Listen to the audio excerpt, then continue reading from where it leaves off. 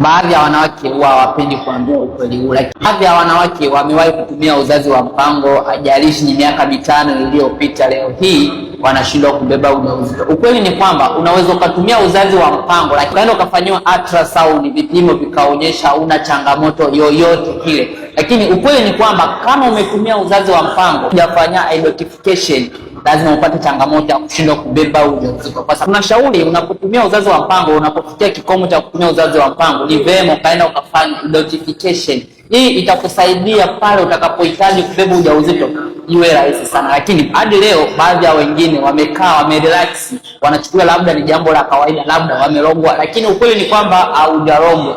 Kama utafanyia kazi ushauri huu na ukwambia uondoe sumu mwilini uweze kubeba ujauzito. Hivyo basi, kama ni wewe unapitia hiyo hali na umewahi kutumia uzazi wa mpango na una uhitaji wa mtoto, ni vyema ukachukua namba yangu kwenye bio nikakupangia program ambayo utakaitumia ndani ya siku 30 ya dawa uweze kubeba ujauzito.